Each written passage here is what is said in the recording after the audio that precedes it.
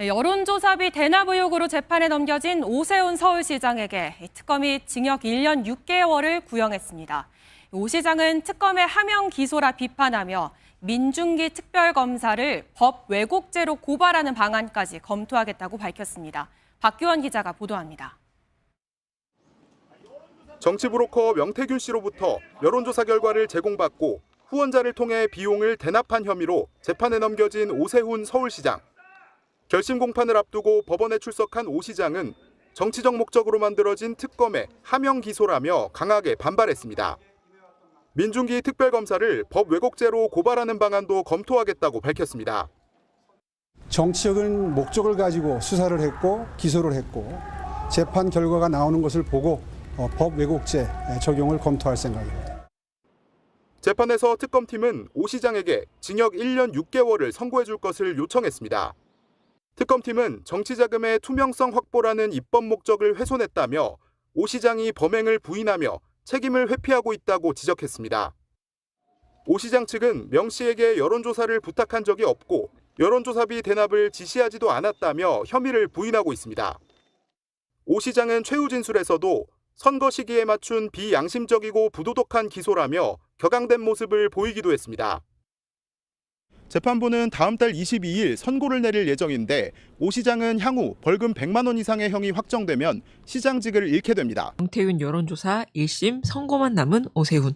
네, 오늘 결심 공판 열렸습니다. 네, 정치브로커 명태균 씨로부터 여론조사를 받고 후원자를 통해서 비용을 대납하도록 한 혐의로 기소됐던 오세훈 서울시장에 대한 결심 공판이 오늘 열렸습니다. 오 시장은 공판에 들어가기 전에 기자들을 향해서 이 사건은 처음부터 끝까지 정해진 각본대로 움직인 하명 수사였고 정치적 목적이 만들어낸 하명 특검이었으며 또 지방선거 일정에 맞춰서 특별히 기획된 하명 기소였다. 라고 주장을 했는데요. 또 재판 결과가 나오는 것을 보고도 이제 또 법 왜곡죄 적용을 검토하겠다고도 밝혔는데 검찰은 최종적으로 1년 6개월을 구형을 했습니다. 선출직 공무원이 정치자금법 위반으로 벌금 100만 원 이상의 형을 대법원 판결로 확정을 받으면 직을 잃게 되기 때문에 최종적으로 어떻게 판결이 날지 지켜봐야 되는데요. 지금 선고는 7월 22일 월요일로 잡힌 상태입니다. 재판 결과는 어떻게 좀 예상하세요? 뭐 사실 이게 재판 결과는 아무도 모르죠. 그리고 이제 사법부에서 어떻게 판단할까가 이제 핵심적으로 이제 저희들이 고려해봐야 될 요소들이 있는 것 같은데요. 사실 이제 명태균 관련해서 재판 첫 번째 재판은 이제 김건희 여사 건이었고 김건희 여사 건은 무죄가 선고가 났습니다. 여러분 다 아실 겁니다. 그리고 무죄의 가장 중요한 이유가 두 개가 뭐냐? 첫째, 김건희 여사가 사인이다. 그리고 두 번째 이유가 대가성이 없었다. 라거든요. 의 기준이 적용을 해보면 사인이기 때문에 아니었다면 공인이었다면 문제가 되었을 거라는 거죠. 예, 역설적으로. 그러면 오세훈 시장 같은 경우에는 지금 선출직 공직자다. 그렇죠. 그렇죠. 선출직 공직자가 캠프에서 직접 여론조사를 받았다. 그러면 그건 문제가 되는 건데 또 문제는 뭐냐? 제3자를 통해서 비용을 대납하게 했다. 그러면 이건 대가성까지 있다라고 이제 봐야 되는 거죠. 예. 원래는 원래 조사받고 돈 주는 사람이 더 훌륭한 사람인데 안 주고 떼먹은 사람이 유리한 어떤 그런 뭐 판단이 나서 너무 좀 이상하긴 한데요. 어쨌든 기본적으로는 공인이고 대가성이 있으면 문제가 생긴다라는 게 우리 앞의 결과에 보면 우리가 거기서 유추를 할 수 있는 겁니다. 그런데 지금 현재 이 두 가지에 다 지금 오세훈 시장이 해당하기 때문에 이제 조금 어떻게 보면 불리한 판결이 날 수도 있겠다. 오세훈 시장에게 불리한 판결이 날 수도 있을 가능성이 있다라고 저는 개인적으로는 좀 생각을 하고 있습니다. 근데 문제는 뭐냐? 여러분 다 아시다시피 다 아시진 않겠군요. 이게 벌금 100만 원 이상을 이제 받게 되면 이제 형이 대법원에 작정이 되면 이제 그 선출직 공무원직이 이제 그 직을 상실합니다. 그러면 많은 분들이 이거 기소하고 난 다음에 옛날에 우리 그 공직선거법 뭐 선거하는 거 쭉 들여다보니까 야 이거 뭐 1년도 늘어지고 2년도 늘어지고 3년도 늘어지고 하는데 그냥 임기 내내 늘어지는 거 아니냐. 라고 할 수 있는데 이번엔 특검에서 기소한 거고요. 특검법 같은 경우에는 거의 6개월 안에 이게 대법원까지 확정이 나야 됩니다. 그러면 기본적으로 특검이 기소한 거기 때문에 대법원이 이걸 아무리 늘린다고 해도 6개월 안에 꼭 판단 안 할 수도 있거든요. 네, 633 그렇죠. 말이죠. 그래서 기본적으로 이제 그걸 들고 가서 그 안에 판결을 한다고 한다면 1년 내로는 판단이 날 거다. 라고 이제 우리가 예측을 해 볼 수 있는 시점인데요. 그래서 어떻게 보면 지금 현재 이 부분이 이제 오세훈 시장의 미래를 좀 좌우하게 될 것 같다라는 생각이 저 개인적으로는 듭니다. 그리고 이제 오세훈 시장 같은 경우 지금 이 사건을 둘러보면서 저는 국민의힘의 역학관계가 이제 여러분들이 다 보실 수 있다고 생각이 드는데요.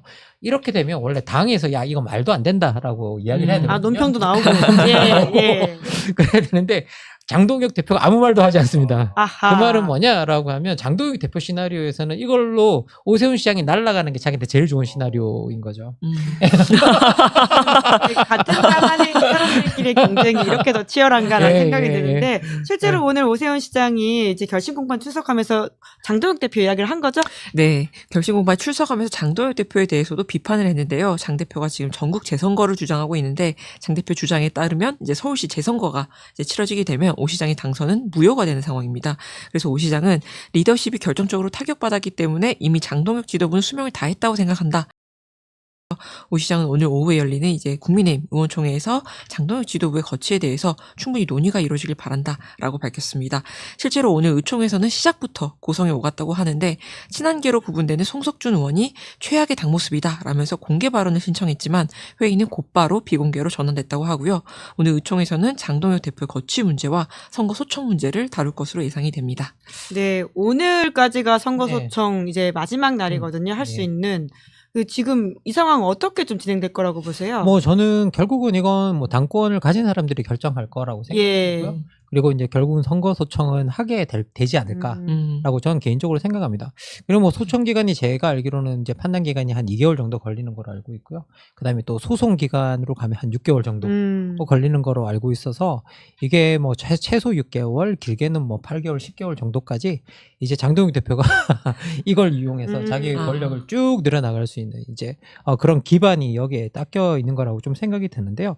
그런데 여러분 이거 계속 이제 들여다보시면 이제 보셔야 될 게 근본적으로 오세훈 이제 시장 같은 경우는 이제 당권의 리더십이 타격을 받았고 지도부에 그거를 다 했기 때문에 수명을 다 했기 때문에 내려와야 된다라고 이제 이야기를 하고 있는데요. 본격적으로 이제 대결이 시작되었습니다. 근데 참 아이러니한 건 뭐냐면요. 지금 장동혁 지도부가 살아 숨 쉴 수 있게 만들어준 게 서울시장 당선인데 지금 장동혁은 서울시장을 날리려고 하고 있고 그죠? 그리고 이거 정말 복마전이야. 이거 뭐라고 표현해야 될지 모르겠는데 엄청난 악연과 인연이 연결되고 이 정도면 전생에 뭔가 있었어요. 너무 이건 드라마보다 더 드라마. 야 드라마도 이렇게 쓰면 욕 먹는다. 저는 개연성 없다 이런 비판을 받을 것 같은데 욕 먹는다고 비판받을 것 같은데 지금 이런 일이 대한민국 한복판에서 일어나고 있습니다. 네, 댓글창에는 이렇게 되면 정말 재보궐선거를 하는 거냐, 서울시장 바뀌는 거냐 이런 질문들이 많으신데요. 아까 김영건 박사님 말씀해주신 것처럼 우선은 선거 내용을 봐야 될 것 같긴 합니다만은 그 가능성이 아예 없다라고 보기도 어려운 상황이라는 것이고요. 그리고는 또 지금 장동혁 대표 관련해서는 아니 이게 이렇게 될 문제냐라는 지적을 해주시는 분들이 많으신데요. 그러니까 무엇보다도 지금 하고 있는 행태가 선거불복이다라고 민주당은 지적을 하고 있거든요. 게다가 부정선거 음모론을 결국 부추기는 행태다라는 비판을 피할 수가 없는데 뭐 이렇게 늘 말씀드리지만 제가 여기서 계속 이제 여러분이 자주는 못 들으셨겠지만 그래도 계속 말씀드렸던 것 중에 하나가 뭐냐면 민주주의는 선거에서 누군가가 이기는 게임이 아니라 지는 게임이다. 라고 계속 말씀을 드렸습니다. 왜냐하면요. 이기는 사람은 기분 좋고 이기면 권력 받으면 돼요. 근데 문제는 뭐냐라고 하면 지는 쪽에서 권력을 승계하거나 인정하지 않으면 많은 문제가 생겨납니다. 그래서 결국은 이건 저가 하는 말이 아니라 많은 민주주의를 연구하는 학자들이 하는 말이고요. 그리고 여러분들이 가장 대표적으로 확인할 수 있는 게 이제 스티븐 레비츠키라는 아주 미국 유명한 하버드 대학교 교수님이 쓰신 어떻게 가 책에 그냥 명확하게 그렇게 쓰고 있습니다. 민주주의는 누군가가 지는 게임이다. 그리고 그 지는 정당이 인정을 해야 민주주의 시스템이 인정이 된다라는 건데요. 그런데 지금 현재 지는 쪽이 승복을 안 하면 엉망진창이 되는데 약간 그런 느낌이 있는 거죠. 그리고 이제 지금 재선거 그러니까 소위 말해 과실 부정으로 몰아가고 있잖아요. 생각하면 부정과 과실은 전혀 다른 겁니다. 그런데 지금 부정을 과실로 몰아가고 있고 더 나가서 전면적 재선거를 사실상 주장하고 있잖아요. 뭐 일부 지역을 소청한다고 하고 있지만 장동혁 대표 대표 같은 경우에는 전면적 재선거를 주장하고 있는데 이건 사실은 선거 결과와 그 선거 결과와 관련이 없는 다른 국민들의 선택도 뒤집는 거예요. 그렇죠. 예, 그래서 이거는 일종의 선거 불복으로 충분히 해석을 할 수 있는 여지는 있다라는 생각이 듭니다. 근데 저는 장동혁 대표가 이 상황을 모르지 않는다 계속 말씀드렸는데 이제 크게 두 가지 이유, 여러분들이 다 볼 수 있는 이유입니다. 자, 그러면 왜 재선거를 요구하느냐?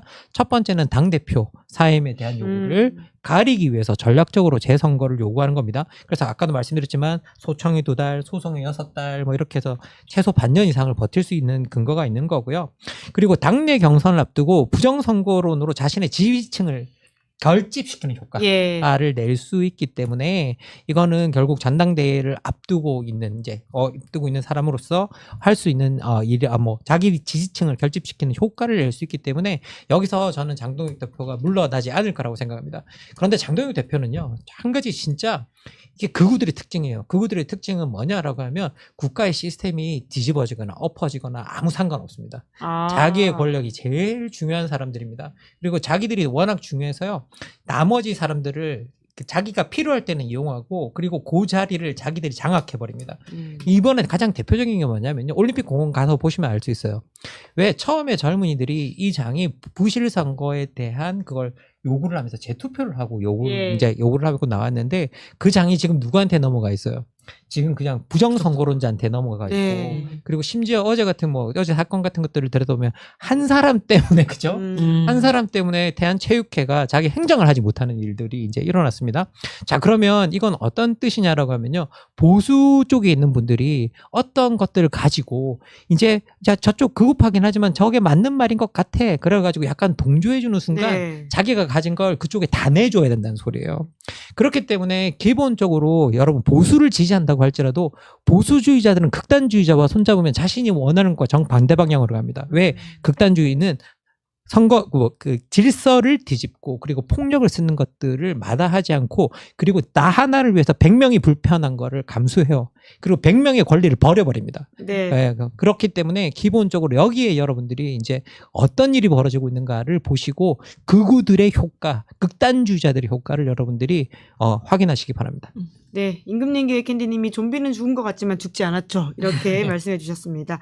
뿐만 아니라 한동훈 의원도 뭔가 쟁걸음을 하고 있는 모습이에요. 어제는 중앙일보 유튜브에 나와가지고 나라는 전략자산을 왜 사용하지 않느냐 이런 식의 이야기를 했던데. 아유, 자기를 전략자산으로 저 나르시시즘 보기 좋습니다. 네, 그저 웃지요 라는 말씀과 함께 뭐 이렇게 잘난 척하는 사람 늘 보기 좋습니다. 근데 이제 근데 자기의 전략자산으로 표현하는 거면 그만큼 자신감이 있다라는 이제 그런 거겠지만 저는 이제 그 이야기를 하는 게 결국은 한동훈 대표도 알고 있는 거예요. 왜냐라고 하면 자기가 뭔가를 하고 싶어도 당 밖에서 할 수 있는 일이 되게 제한적이라는 것들을 명확하게 알고 있고요. 그만큼 당 밖에서 할 수 있는 역할에 한계가 있다. 그런데 문제는 뭐냐? 국민의힘의 당권파들의 영향이 있는 한, 특히 더 나가 이제 제가 여기 좀 더 들어가면 탄핵에 사실상 반대했던 영남 지역 의원들 기득권인 한 한동훈의 복당을 절대 서두르지 않을 거라는 생각입니다. 왜냐하면 영남 지역에 있는 이 의원들 같은 경우에는요, 명백하게 탄핵 국면에 한동훈 대표와 결이 달랐어요. 그렇기 때문에 만약에 한동훈 대표가 권력을 잡고 들어오면 이때 만약에 당대표가 된다? 그러면 그 다음에 공천권을 행사할 수 있잖아요. 그럼 그 공천권 때 자신들을 배제할 거라는 두려움 같은 것들이 명백하게 있을 수 있습니다. 근데 국회의원들한테 제일 중요한 게 뭐냐면요, 여러분이 아닙니다. 재선이거든요. 여러분이 아닙니다. 너무 슬프네요. 진실입니다, 이게. 국회의원들한테 제일 중요한 건 여러분이 아닙니다. 국민 따위가 아닙니다. 재선입니다. 네, 재선입니다. 그렇기 때문에 이 재선의 욕망이기 때문에 욕망에 가득 차 있는 분들이고 다시 되는 게 제일 중요한 사람들이기 때문에 여기에 대해서 엄청나게 경계를 하고 있습니다. 그러니까 우리가 흔히 공한증 같은 게 있다, 한동훈 공포증 같은 게 있다고 하는데 이게 국민의 당 내부의 당권파들이 가지고 있는 공통적인 어떤 심리라고 보시면 될 것 같습니다. 그래서 이제 한동훈이 복당을 서두르지 않기 때문에 저는 이 국면에서는 사실은 오세훈 시장이 그것만 없었다고 한다면, 소위 말해 이 재판만 없었다고 한다면 영향력을 엄청나게 행사할 수 있는 어떤 그런 시점인 것 같아요. 그런데 어쨌든 오세훈 시장이 지금 현재 당 안에 있기 때문에 영향력을 더 잘 발휘할 수 있는 위치에 있다고 생각합니다. 근데 이 당권에 있어서, 그리고 다음 대권 주자에 있어서 보면 이 두 사람이 경쟁을 하는 구도잖아요. 그런데 오세훈은 당 안에서 뭔가를 할 수 있는 위치고, 한동훈 같은 경우에는 바깥에 있기 때문에 한동훈 의원의 마음은 좀 급할 거다. 그러니까 지금 뭐 제가 봤을 때는 어제 같은 경우 나를 왜 쓰지 않냐. 지금 내가 나를 좀 써라. 내가 여기 있다라고 이야기를 한 것 같아요. 제 개인적인 그냥 생각입니다. 네, 한동훈 의원의 마음이 급하다라는 해석을 해주셨습니다. 계엄 한 달 2024년 10월과 11월에 제가 오세훈 시장의 스폰서 녹음 파일을 우리 세상에 최초로 공개를 했습니다. 뉴스타파에서. 제가 당시 이제 뉴스타파 탐사 1팀장이었는데 저희 팀원들이 정말로 제가 엄청나게 혹독하게 팀원들 모시게, 좀 악마 팀장이죠. 모시게, 저도 안 쉬었죠. 저도 안 쉬고 주말 밤낮 없이 그때 일을 할 때였는데, 뉴스토마토 박형광 기자가 명태균 게이트를 뚜껑을 땄습니다. 예. 박형광 기자가 그 뚜껑 안 땄으면 우린 모르고 다 넘어갔겠죠. 근데 뉴스토마토 박형광이 혼자 하기에는 너무 큰 사이즈였어요. 그래서 저도 긴가민가 하다가 뒤늦게 이제 뉴스타파에서 제가 참전을 했고, 제가 아마 처음 저희 팀에서 집중 보도했던 게 오세훈이었습니다. 당시에 오세훈의 오자도 잘 안 나올 때였어요. 근데 오세훈이 명태균 여론조사를 공짜로 받았다는 보도를 하면서 실제로 오세훈 회장의 스폰서 김한정 씨와 미래한국연구소에 있던 강혜경 씨의 녹음 파일을 제가 최초로 공개했습니다. 예, 최초로 공개했는데, 오늘 오세훈 시장이 뭐 들어가면서 한 얘기가 있더군요. 한 얘기가 있는데 아마 굉장히 부인하고 있는데, 명태균 씨는 오늘 아마 제가 볼 때는 지금 아마 나오면 알려주십시오. 제가 혼자 있기 때문에 결심이 검찰은 징역 1년 이상 구형할 거라고 봅니다. 정치자금법 위반입니다. 혐의가. 명태균의 여론조사를 공짜로 받았고 그 비용을 스폰서로 알려준 김한정 씨가 미래한국연구소에 넣었다. 3,300만 원을 넣었다는 게 이제 확인이 된 건데, 그 3,300만 원을 제가 보도했던 그 사항입니다. 제가 예전에 저도 오늘 오랜만에 한번 찾아봤는데요.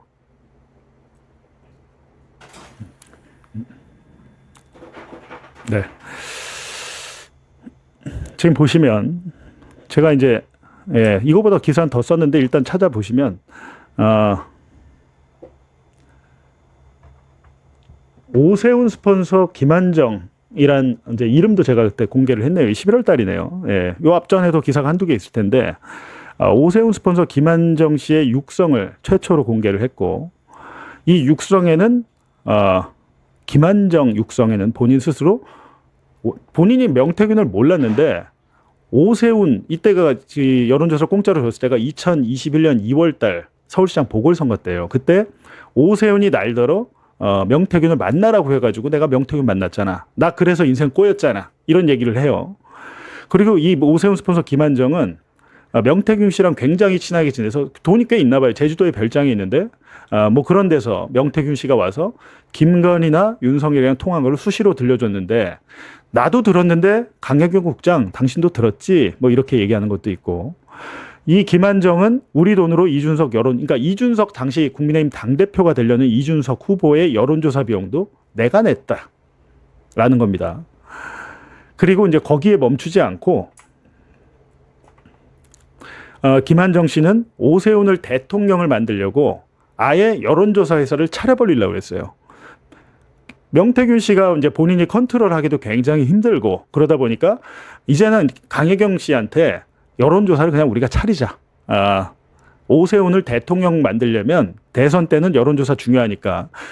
그러니까 어떻게 보면 여론조사 조작의 맛을 안 거죠, 이분이. 아니까 알다 보니까 다음 대선에 오세훈을 대통령으로 만들기 위해서 여론조사 회사까지 아예 차려버리려고. 이게 다 육성 파일에 나오는 내용입니다. 제가 하는 얘기가 아니고.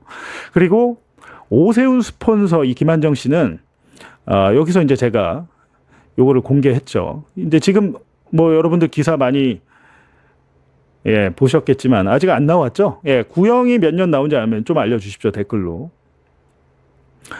김한정 회장의 송금 내역.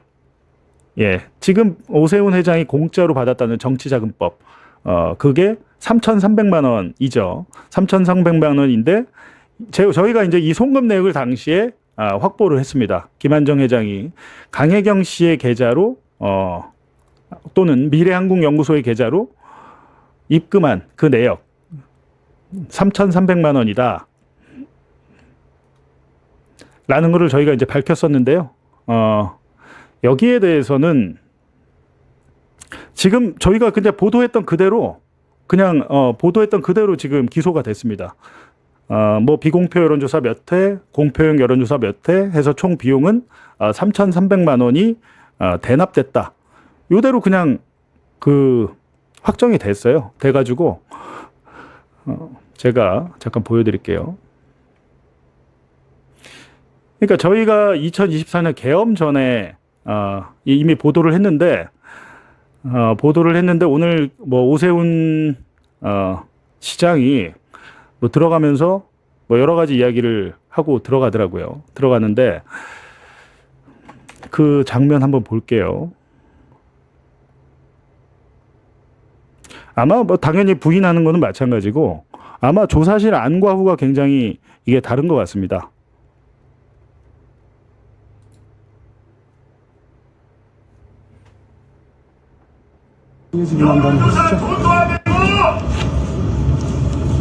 재선거가 아니라 보궐선거 갑시다.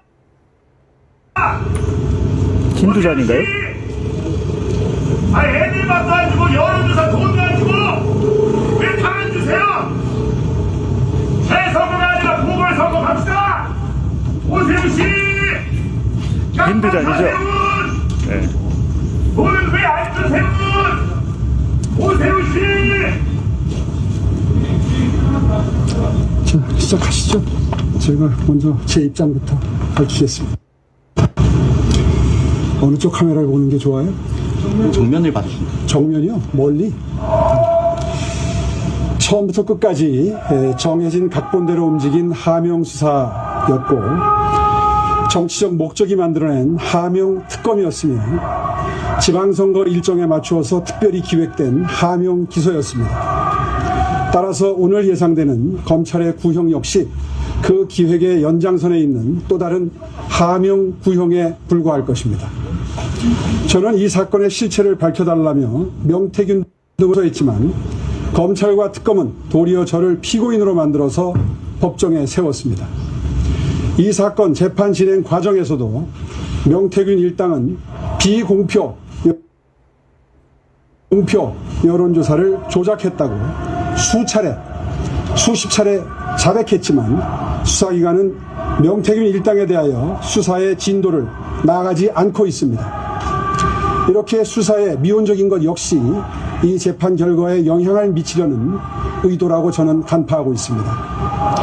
진짜 범죄자와 억울한 피해자를 정반대로 뒤바꿔 놓는 정치적으로 심하게 오염된 최악의 선거용 기소였습니다.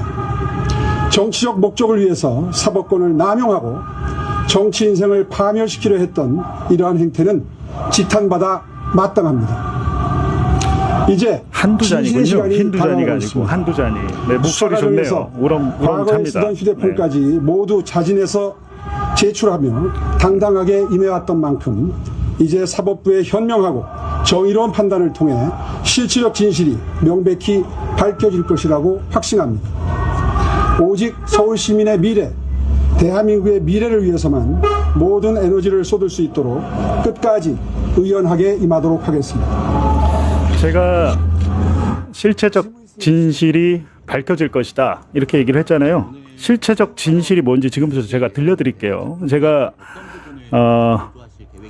이미 이제 공개한 것들이 있는데 실체적 진실은 스폰서 김한정 회장 본인의 육성에 다 나와요. 여러분께서 제가 몇 가지를 많이 있는데 틀어드려 보니까 한번 보세요.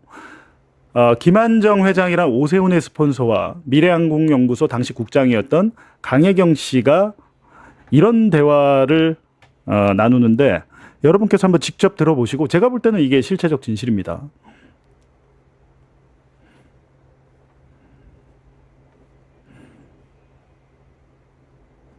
얘 오세훈이 만나갖고 뭐라는 줄 알아? 딱 처음 만나갖고 네. 김영선이 앞장서갖고 만나고 네, 그럴 그쵸. 거야. 이번에 서울시장 나오지 말고 대통령 다음에 나오면 만나신 거예요. 그러니까 처음에 딱 들으면 미친놈 아니에요. 솔직히로 미친놈이다. 네. 근데 집에 가서 가만히 생각해보니까 그렇게 접근한 놈이 없었거든. 그쵸. 그러니까 만나보시죠. 이렇게 된 거야. 그러니 오세훈이 벌써 몸 딱 도살인 거지. 그러니까 내가 만난 거야. 그래갖고 내가 이 새끼한테 엮인 거 아니야. 네. 내가 김한정과 명태균이 어떻게 알았겠어요? 오세훈이 날 보러 만나라고 해가지고 내가 그래서 만나가지고 명태균 이 새끼랑 엮인 거 아니요 라고 얘기하잖아요. 이렇게 해가지고 명태균을 알게 되고 명태균에게 수시로 돈을 보냈는데 지금 확인된 것만 3,300만 원이고 더 있을 것 같습니다. 더 있을 것 같은데 어찌됐든 오늘 오세훈 시장에 대해서 검찰이 제 예상에는 징역 1년에서 1년 6월 정도 구형을 할 것 같아요. 그리고 선고는 징역 6월에 집행유예 2년 혹은 벌금 한 3천만 원 정도 나오지 않을까 저는 그렇게 생각이 됩니다. 징역 6월에 집행유예형이나 벌금 3천만 원, 벌금 100만 원 이상 나오면 당선 무효입니다. 예, 벌금 100만 원 이상 나오면 당선 무효고 아까 지금 한두자니 님이 재선거 아닌 보궐선거. 재선거라는 것은 자기가 이제 뭐 스스로 그만뒀다거나 정상적인 상황에서 재선거를 하는 거고 보궐선거라는 것은 법을 어겨가지고 강제로 그 배지가 막 예를 들면 시장직을 뭐 잃게 되면 하는 게 이제 보궐선거죠. 보궐선거에서 이르면 제가 여러 군데서 얘기했습니다만 올해 12월 안에 조희대 대법원만 협조를 하면 그러니까 정상적으로 처리를 한다면 이 사건은 너무 간단해요. 너무 간단해서 만약에 오늘 검찰 구형 그렇게 나오고 다음 달에 선고가 나오고 2심 이거는 추가 증인신문을 할 필요가 없어요. 증인신문을 할 필요가 없으면 그냥 판사들이 한 공판 한 두세 번 열고 끝냅니다. 두세 번 열고 끝내면 이게 한 11월 전에는 2심이 나올 거예요. 그러면 정상적인 대법원이라면 내년 1월 전에는 최종 판결을 내줘야 내년 4월에 보궐선거를 하겠죠. 근데 제 느낌에는 내년 4월에 서울시장은 선거 다시 할 것 같습니다. 지금 장동혁은 지금 당장 다시 하자고 하는데 장동혁은 본인이 판사고 그거 말도 안 된다는 걸 알고 있겠죠. 계속해서 무엇이 아까 오세훈 시장이 스스로 지금 법정에 들어가다 실체적 진실 얘기를 하니까 제가 드린 말씀입니다. 실체적 진실이 담긴 오세훈 스폰서의 육성을 들어보시죠.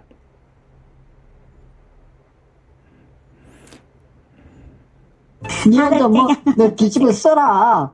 뭐 뒤집어 써든 명태이가 뒤집어 쓰든 감옥을 가든 간에. 명태이라도 뭐 좀 한 받고 내 자리는 이제 못 준다. 이렇게 터진 이상은. 뭐 한 10개 줄게 20개 줄게 해갖고 던져주고. 얘가 네가 뒤집어 쓰고 뭐 허위 진술을 하고 뭐 가라 하든지. 막말로 뭐 이쪽에 뭐 제보자한테 뭐 끌어모아갖고 뭐 한번 하든지. 지금 이게 무슨 상황이냐. 명태균 게이트가 뉴스토마토에서 터졌어요. 터지다 보니까 김한정 회장이 오세훈 스폰서가 엄청 당황한 겁니다.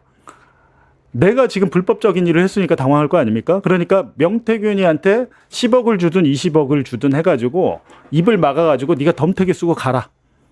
이런 얘기를 처음에 하는 건데 요때까지만 해도 지금 이 통화가 2023년 9월 10일이잖아요. 아마 뉴스토마토 최초 보도가 뭐 9월 4일인가 며칠 전에 나온 거예요. 상황 파악이 아직 명태균 게이트가 그러니까 불만 붙었지 제대로 이제 번지기 전이죠. 요때 이랬는데 가만 보니까 이게 이렇게 끝날 것 같지가 않거든. 그러니까 이 오세훈의 스폰서 김한정 회장이 이제 걱정이 되기 시작해요.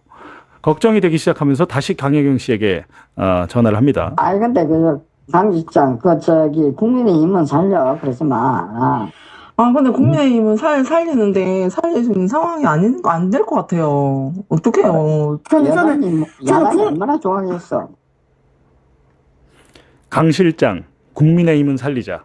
강혜경 씨는 이때 이미 다 폭로하기로 마음을 먹었고 그 얘기를 하니까 오세훈 스폰서가 걱정이 되는 거예요. 이걸 다 폭로하게 되면 오세훈 공짜 여론조사도 나올 텐데 그러지 마. 국민의힘은 살려. 라고 이제 얘기를 했죠. 또 이런 얘기도 했습니다. 근데 강 실장은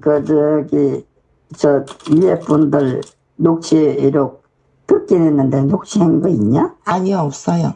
그거 아무도 없지. 네네네네.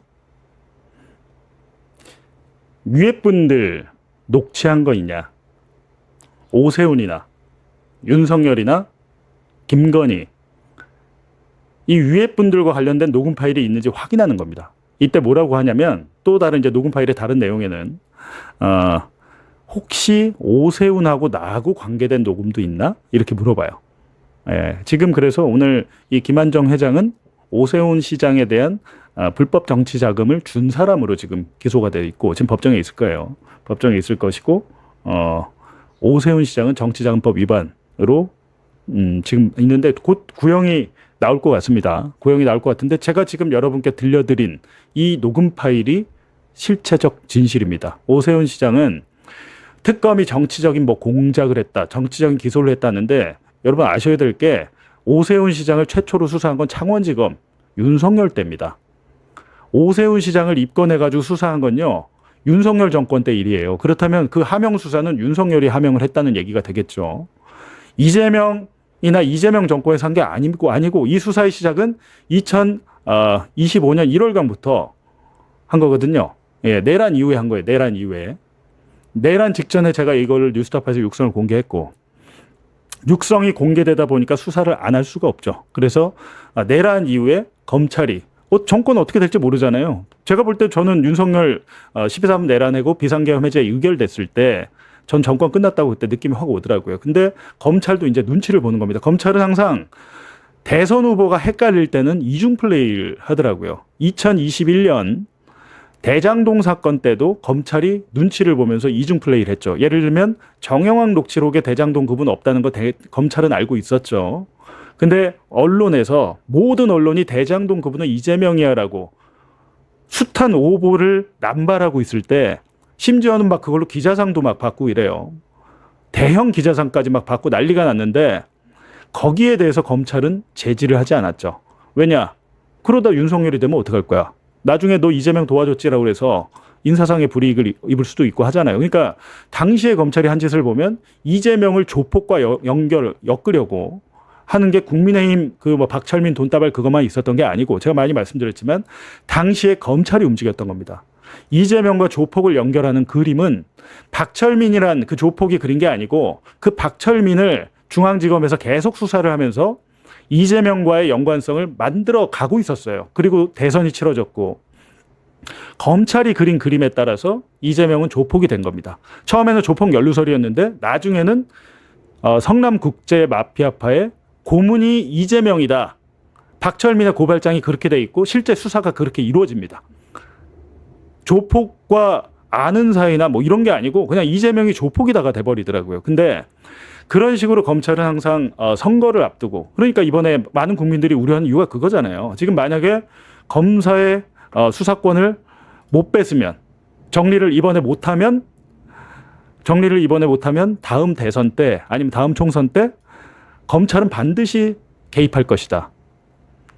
라는 겁니다. 저도 그렇게 생각을 해요. 왜냐하면 검찰이 무슨 국민 인권 그런 거 중요하죠. 중요한데 제가 가장 항상 우려했던 것은 검찰이 권력의 개가 돼가지고 아니면 이재명이 너무 싫어. 그럼 차기 권력에 기대는 거죠. 차기 권력에 기대서 이재명을 잡는 사냥개가 될 거라고 저는 생각을 합니다. 그 걱정들을 많은 국민들이 하는 것이고 이재명 대통령은 집권자로서 이렇게 되면 국민들의 우려도 알겠는데 이렇게 되면 실질적인 현장에서는 경찰의 부적절한 행위들로 인해서 국민들이 많이 고통받을 텐데 실제로 지역 같은 데는요. 지역 유지들이 경찰서 가면 잘 기소가 안 돼요. 지금 경찰이 스스로 사건도 끝낼 수 있잖아요. 불송치 결정, 검찰로 안 보내고 자기들이 끝낼 수 있는 권한을 가진 거예요. 이 상황에서 검찰의 컨트롤 없이 사건을 묻어버린다, 암장한다 그러잖아요. 이렇게 되면 이게 견제할 길이 없습니다. 그래서 그 부분에 대해서 검사의 수사권을 뺏는 것도 중요하지만 경찰을 그렇다면 어떻게 견제하고 어떻게 처벌할 것이냐 잘못을 그게 굉장히 중요해요. 근데 만약에 그 견제 장치를 제대로 못 만든다면 민주당에서 못 만든다면 검사의 제한적인 보안 수사권이 남는 방향으로 갈 수도 있다고 저는 생각을 합니다. 사실은 근데 이거는 뭐가 좋다라는 생각은 없어요. 이것도 일리가 있고 제한적인 보안 수사권도 일리가 있습니다. 그게 잘못된 건 아니에요. 근데 이 선택에 대해서 민주당이 어떻게 선택을 할 것이냐 그거에 대해서는 국민 여러분의 여론에 따르게 따를 것이다. 저는 그렇게 생각을 하죠. 여론을 무시할 수 있나요? 이재명 대통령을 우리가 뽑아줬을 때 검찰청 폐지나 여러 가지 검사의 수사권 폐지 이렇게 대선 공약이었어요. 검찰청 폐지 대선 공약 지켰잖아요. 근데 디테일한 부분에 있어서 보안 수사권, 그래 검찰 보안 수사권도 잘못된 말이에요. 그냥 수사권입니다. 검찰은 옛날에 얘가 싫어, 이 기업 회장이 싫으면 직접 수사를 개시할 수 있어요. 근데 그 개시를 지금 못하게 하는 거, 그건 없어졌죠. 거기에 대해서는 이견이 없어요. 근데 경찰이 했던 사건을 받아가지고 내가 좀 더 해볼게 라고 하면서 사건의 방향을 틀 수도 있고, 경찰이 수사를 잘못했어. 예를 들면 예전에 연예인 에이미 프로포폴 사건 있잖아요. 프로포폴 사건. 그 에이미가 프로포폴 투약을 하다가 미용실인가 어디서 쓰러지면서 그 사건이 처음 시작이 돼요. 당시에 프로포폴은 마약류가 아니었습니다. 향정신성 의약품도 아니었어요. 그 2012년 얘기입니다. 그 보도를 제가 JTBC에서 최초 보도를 했기 때문에 말씀드리는 거예요. 왜 최초 보도를 했냐면 그 당시에 그 사건이 어떻게 된 거냐면 경찰이 이 에이미를 수사했는데 프로포폴과 투약을 안 했다고 잡아떼니까 그거에 대해서 그냥 그런가 보다 하고 에이미 사건을 끝내려고 했어요. 끝내려고 했는데 당시에 춘천지검의 검사가 사건을 받은 다음에 이상한데 왜 특정을 못하지 하고 프로포폴 투약병에 있는 거를 국과수에 감정을 의뢰해가지고 거기서 지문을 채취해냅니다. 그렇게 하고 이 국과수의 증거를 가지고 에이미를 불러다가 자백을 받아요. 이게 보안 수사죠. 사건이 그냥 끝날 뻔한 거.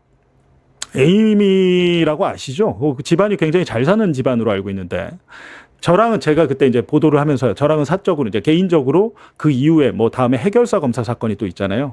에이미를 수사했던 그 검사, 에이미를 보안 수사에서 구속시켰던 그 검사가 나중에 에이미와 어떻게 보면 좋은 감정, 호감을 가져가지고 사귀게 돼요. 사귀게 되면서 에이미가 성형외과에서 뭐 엉덩이 보형물인가 뭐 어떤 시술이 잘못돼가지고 굉장히 이제 좀 항의를 하는데 그 항의하는데 이 검사가 남자친구가 됐잖아요. 남자친구가 개입을 하면서 나중에 결국에는 그게 해결사 검사 사건이 돼서 이 검사가 실형을 받습니다. 실형을 받는 이런 사건이 있었어요. 근데 그런 케이스가 있는가 하면 반대로 경찰은 당연히 무혐의, 예를 들면 성남FC 이재명 시장이 성남FC 축구단 살리려고 기업들한테 협찬을 받았어요. 뭐 이재명 시장이 본인이 직접 합니까 그거를? 시민의 구단이고 당시에 성남시는 돈이 10원도 없었어요. 2014년 얘기입니다. 대장동도 개발을 해야 되는데 돈이 너무 없어. 야 민관 합동개발로 해. 돈은 민간이 다 돼. 리스크 쟤네가 다 가져. 망하면 쟤네가 그냥 망하는 거고 우리는 아무 손해 없어. 이렇게 한 거. 돈이 없으니까. 만약에 성남시가 지금만큼 돈이 있었다면 직접 했겠죠. 공영개발 자기들이. 근데 당시에 똑같이 성남FC 축구단을 운영을 해야 되는데 성남시에 돈이 없으니까 뭐 두산이나 네이버나 뭐 이런 데서 받았다는 거 아니에요. 근데 그 사건에 대해서 이재명 시장이 뭐 본인이 착복한 건가요? 그게 아니잖아요. 근데 이미 2021년도 수사할 때 경찰이 한번 막 고발이 많다 보니까 수사를 해서 무혐의로 종결을 했는데 수원지검 성남지청에서 이 사건을 다시 수사하라고 재수사를 지휘합니다. 그게 보안 수사예요. 끝났던 사건을 다시 하게 만드는 거. 그렇게도 검사가 사건 지휘를 할 수 있는 거예요. 지금은 뭐 지휘라고 사실상 검사가 사건에 개입하게 되면 경찰이 끝낸 사건도 다시 만들어서 수사를 할 수 있다라는 겁니다.